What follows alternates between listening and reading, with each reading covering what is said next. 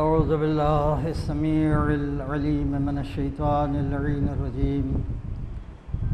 بسم الله الرحمن الرحيم.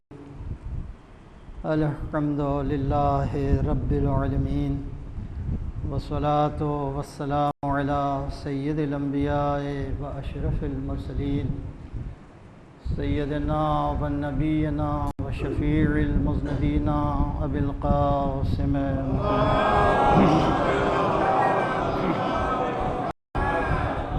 وعلى أهل بيته الطيبين الطاهرين الغر الميامين المعصومين الذين أذهب الله عنهم الرجس وطهرهم تطهيرا.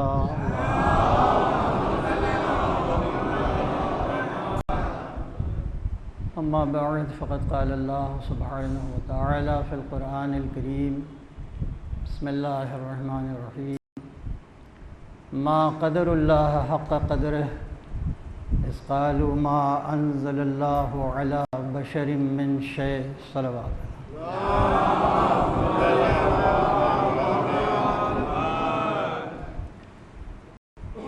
حضرات، کافی تاخیر بھی ہو چکی ہے، بہت دیر سے بیٹھے بھی ہوئے ہیں، اور مرحوم کے لیے جو بات ابتداً عرض کرنا تھا وہ حصہ ہمارے محترم پروفیسر اور مولانا فضل امام صاحب نے پورا کر دیا، اس لیے کہ ان کی اصال ثواب کی مجلس ہے. ان کی شخصیت کے بہت سے پہلو تھے، اور آپ سے زیادہ ان پہلوؤں سے کون باخبر ہوگا. بہرحال ان سے عقیدت کا اس وقت یہی تقاضا ہے کہ سورہ حمد اور سورہ اخلاص کی تلاوت فرما کے ایک بار اور ہم اس کا ثواب ان کی روح کو ایصال فرما. اللہم صلی علی محمد. الحمدللہ رب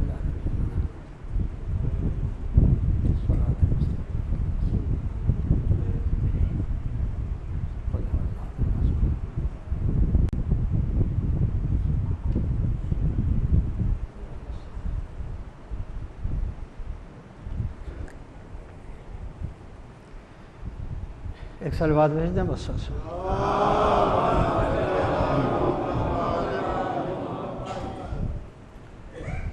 یہ سورہ انعام کی 91ویں آیت ہے، جس میں پروردگار عالم نے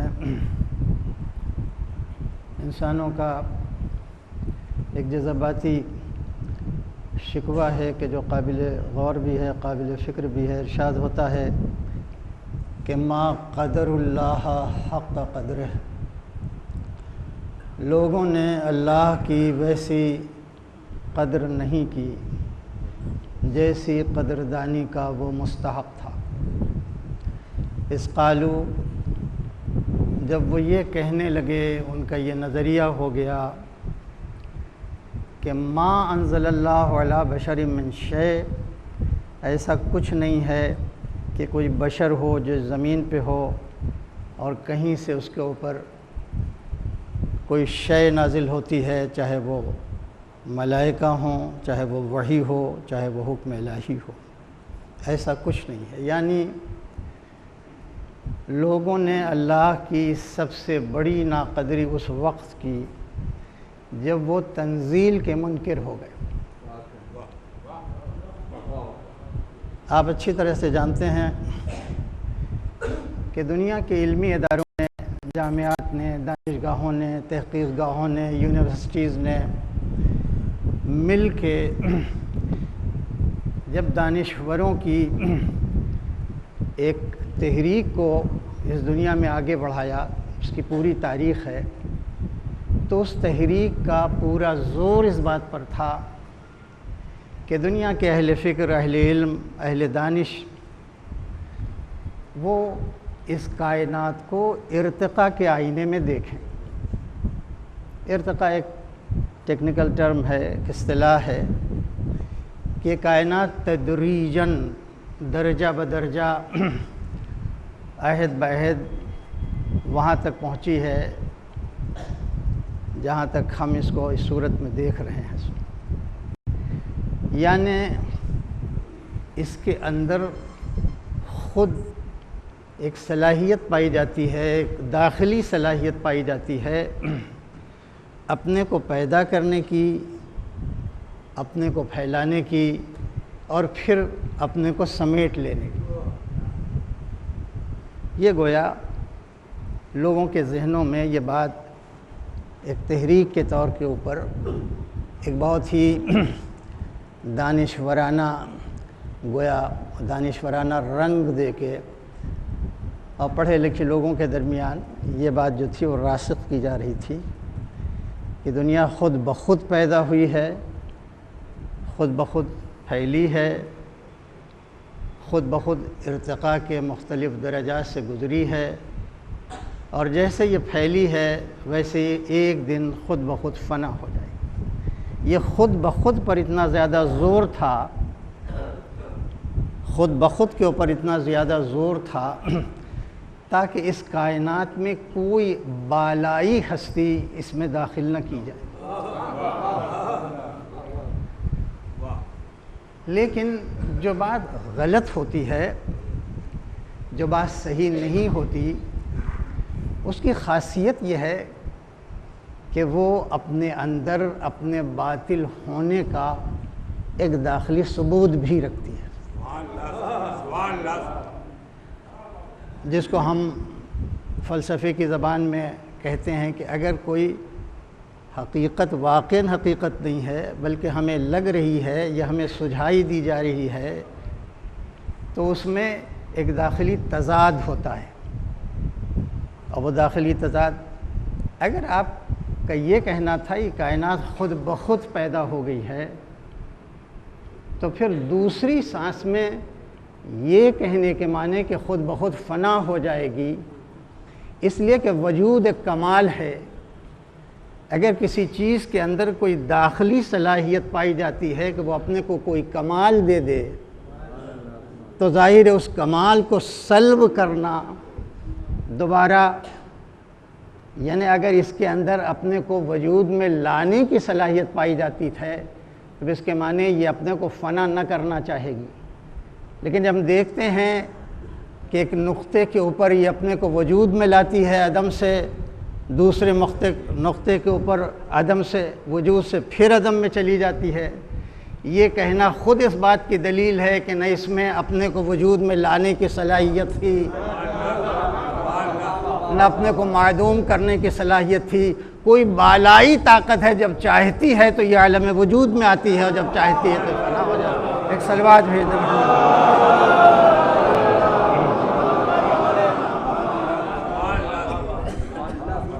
لہٰذا انسان کے دو بنیادی رشتے بنے، ایک تو اس کائنات سے رشتہ بنا اور ایک اس سے رشتہ بنا کہ جس نے اس کائنات کو وجود دیا ہے۔ یہی دو رشتے ایسے ہیں کہ جو پوری زندگی میں ہر انسان سے متعلق ہیں کہ ان رشتوں کو وہ کیسا ہموار کرتا ہے۔ اور ظاہر ہے کہ بہت زیادہ اس کو پھیلانے کا وقت نہیں ہے، تو پروردگار عالم نے کہا کہ تنزیل کا منکر جو ہے وہ بہت بڑا ناقدرہ ہے اپنے اللہ کا۔ اگر تنزیل ہی سے انکار کر دیا تو اس کے معنی اس نے ہماری قدر نہیں کی جو حق قدردانی تھی۔ اب آپ جانتے ہیں کہ ایک تصور جو ارتقاء کا ہے، ایولیوشن کا جو تصور ہے، اس کی دنیا الگ ہے، اور جو ریولیوشن یا تنزیلی دنیا ہے وہ بالکل الگ ہے۔ مختصر سے الفاظ میں، ایک عالم اس دنیا میں بھی پیدا ہوتا ہے لیکن اس کا سفر شروع ہوتا ہے لا علمی سے، جہل سے، اور پھر اس کے بعد ترقی کرتے کرتے وہ کسی مبلغ علم پر جا کے رک جاتا ہے۔ یہ بھی ایک انسان ہوتا ہے۔ یہ دنیا پروفیسر بناتی ہے، ڈاکٹر بناتی ہے، اسکالر بناتی ہے، سائنٹسٹ بناتی ہے، انٹلیکچوئلز بناتی ہے، فلاسفر بناتی ہے۔ یہ سب جو ہیں اسی ارتقائی دنیا کی پیداوار ہے۔ انہی کے مقابلے میں کچھ شخصیتیں ہوتی ہیں جو ارتقائی نہیں، تنزیلی ہوتی ہیں۔ تنزیلی کے معنی کہ اس دنیا میں آنکھ کھولنے سے پہلے کسی اجنبی عالم میں ان کی تعلیم و تربیت ایسی ہو چکی تھی کہ اس میں خطا کا کوئی امکان نہیں پایا جاتا۔ میں بات کو بہت مختصر کر دوں تو ارتقائی کتاب ہو، ارتقائی شخصیت ہو، اس کی پہچان ہے خطا، اور اگر تنزیلی شخصیت ہو یا تنزیلی کتاب ہو تو اس کی پہچان ہے عصمت۔ وہاں سے آنے والی کی پہچان ہے بے خطا ہونا، معصوم ہونا۔ یہاں کی پیداوار کی پہچان ہے خطا ہونا۔ اسی لیے جو کتاب بھی آپ دیکھیں، اگر آپ ہسٹری آف آئیڈیاز پڑھیں، کیسے کیسے آئیڈیاز پیدا ہوئے لوگوں کے دل میں، کیسی کیسی کتابیں ہوئیں، آپ لائبریری کا اگر جائزہ لیں تو آپ کو معلوم ہوگا جب بھی کوئی نئی کتاب آئی اور اس نے دنیا کو متوجہ کیا یا اس قابل ہوئی کہ اس کو کوئی ایوارڈ دیا جائے، اس کو کوئی انعام دیا جائے، تو وہ تبھی ممکن ہوئی جب سابقہ کتاب کی کسی جھول کو، کسی نقص کو، کسی خطا کو اجاگر کر کے اور اس نے اسی حقیقت کو نئے زاویے سے پیش کیا۔ پھر اس میں بھی خطا نکلی، پھر ایک نیا مصنف آیا۔ تو ہماری دنیا میں، ارتقائی دنیا میں، خطا کرنا ایک ہنر ہے۔ یہ ہنر نہ ہوتا تو ہمارا علم بھی ترقی نہ کرتا۔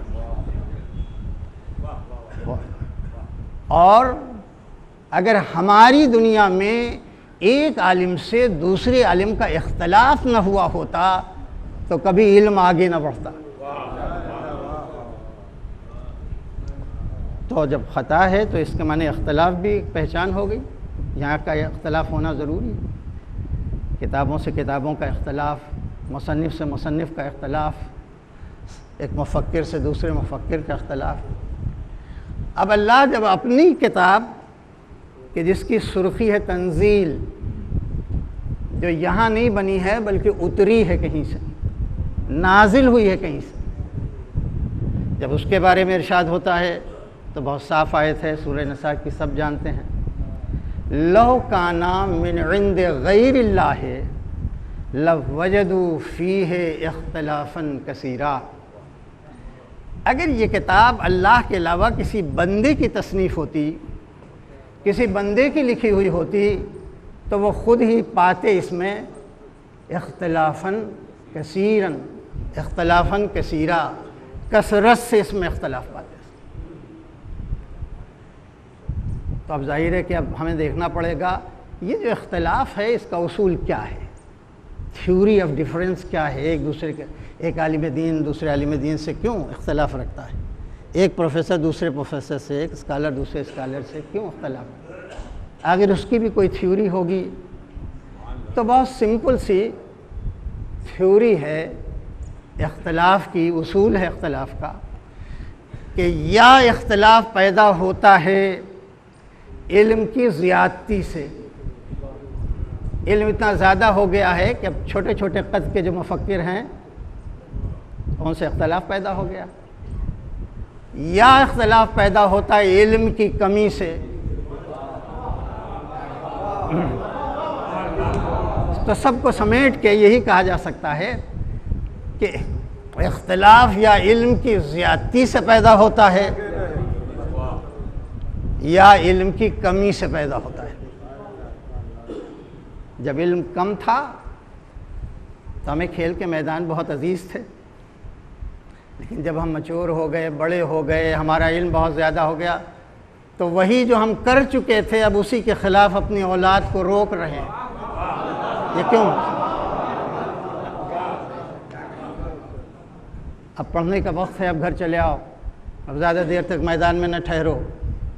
یہ اختلاف خود اپنے ماضی سے ہے انسان کا۔ بہرحال تو یا علم کی زیادتی سے اختلاف پیدا ہوتا ہے یا علم کی کمی سے اختلاف پیدا ہوتا ہے۔ تو اگر کوئی کتاب ایسی ہے جس کی دلیل میں یہ بات کہی جا رہی ہو کہ اس میں کوئی اختلاف نہیں پاؤ گے، تو وہ بس اور بس اور بس ایسی ہی ہستی کا کلام ہو سکتا ہے جس کے یہاں نہ علم کی زیادتی کا امکان پایا جاتا نہ علم کی کمی کا امکان پایا جاتا، اس کے علاوہ کوئی بھی ہو، کتنا بڑا مبلغ علم ہو، وہ عالم نہیں، شہر علم بھی ہو، تو اس میں یہ بات نہیں پائی جا سکتی۔ اس لیے کہ شہر ایک ایسی اصطلاح ہے جس کے وسعت کا امکان ہے، شہر کے پھیلنے کا امکان ہے۔ یہی وجہ ہے کہ اپنے ہی بارگاہ میں بلا کے اللہ نے شہر علم سے اس بات کا اعتراف کروا لیا کہ دنیا اس کتاب کو تمہاری تصنیف نہ سمجھے، بلا کے کہا ہم سے کہو قل رب زدنی علما۔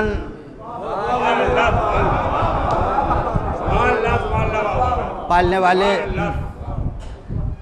عجیب فقرہ ہے قرآن مجید، یہ نہیں رب زد فی علمی نہیں کہا، کہلوایا زدنی علما، مجھے علماً زیادہ کرتا رہے۔ اس کے معنی یہ وہ کہہ سکتا ہے جس کا ہر خلیہ علم سے سیراب ہو، پوری ذات علم ہو جس کی، وہی کہہ سکتا ہے علماً ہم کو زیادہ کرتا رہے، پوری شخصیت کو علماً بڑھاتا رہے۔ لیکن لفظ زیادتی جہاں زبان پر آیا وہیں اس بات کا اعتراف ہو گیا کہ یہاں علم کی زیادتی کا امکان ہے، اگرچہ پوری دنیا کے مقابلے میں ہمارا علم کتنا ہی بڑا ہو، لیکن اللہ کے مقابلے میں ایسا علم ہے جو بغیر اس کے بڑھ نہیں سکتا، اس کے بغیر دیے ہوئے زیادہ نہیں ہو سکتا۔ تو اس بات کا اعتراف بھی کروا لیا کہ یہ اس کی تصنیف نہیں۔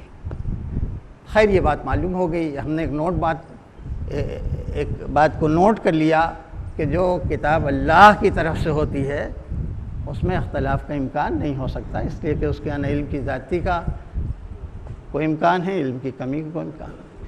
مگر ایک مسئلہ اس تنزیلی کتاب نے ہمارے درمیان میں پیدا کر کہ اب اس کی تشریح کون کرے، اس کی تفسیر کون کرے، اس کی تعویل کون کرے۔ اس لیے کہ کتاب ایسی ہے جس میں کوئی اختلاف نہیں ہے، لیکن تفسیر کرنے والوں میں کوئی دو ایسے نہیں نکال سکتے ہم کہ جن میں آپس میں اختلاف نہ ہو۔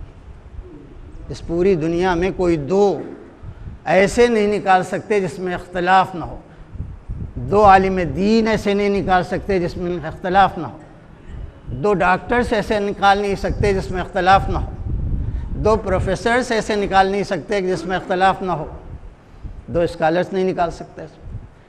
حد یہ ہے کہ باپ اور بیٹے جیسے سگے رشتے میں بھی کوئی باپ اور بیٹا ایسا نہیں نکال سکتے جن میں اختلاف نہ ہو، دو سگے بھائیوں میں کوئی اختلاف نہ ہو۔ تو جب کتاب ایسی ہے تو تفسیر کے لیے مفسر کہاں سے لائیں؟ کون اس کی تفسیر کرے؟ اس لیے کہ یہ مسلمات میں سے ہے کہ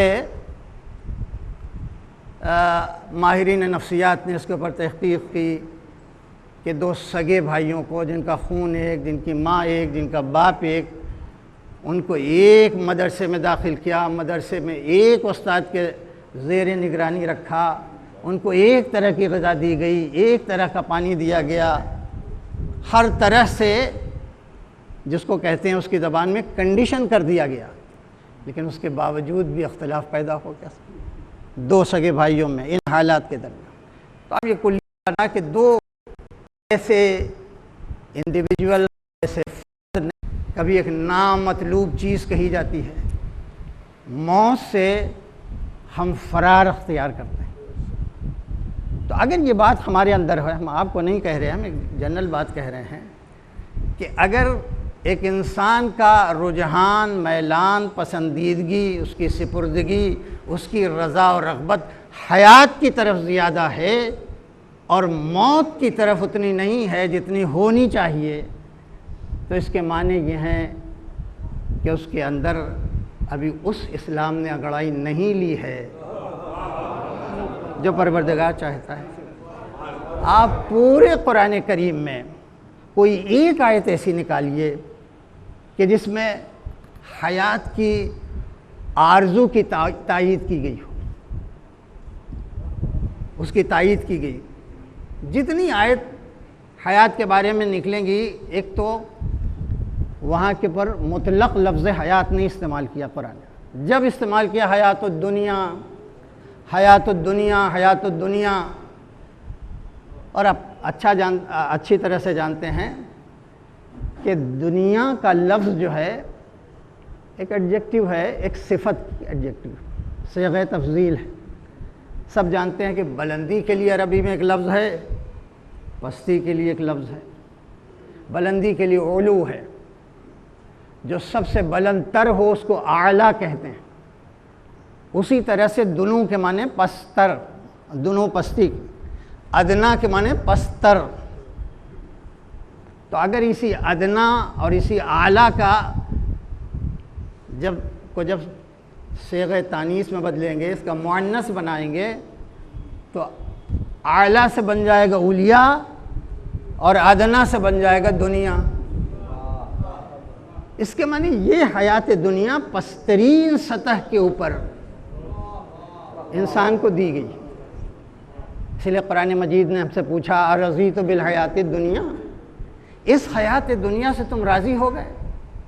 یہیں کی بہار مل جائے، یہیں کا حسن مل جائے، یہیں کا شباب مل جائے، یہیں کا عہدہ مل جائے، یہیں کا عیش مل جائے تو تم مطمئن ہو جاؤ گے، راضی ہو جاؤ؟ اے کاش تم نے کبھی آخرت کی ایک جھلک بھی دیکھی ہوتی، کہ اگر پوری متاع دنیا حیات آخرت کے سامنے رکھ دی جائے، وَمَّا الْمَتَاعُ الْحَيَاةِ الدُّنْيَا فِي الْآخِرَةِ عِنْدَ اللَّهِ قَلِيلٌ، ہیچ ہے اس کی متاع، اس پونجی، اس کا سرمایہ۔ کبھی جہاں بلندیوں کا تذکرہ ہو رہا ہے، سورہ اعلیٰ جس کا نام ہے، وہاں پروردگار عالم نے کہا بل، اب یہ بل الفاظ ہوتے ہیں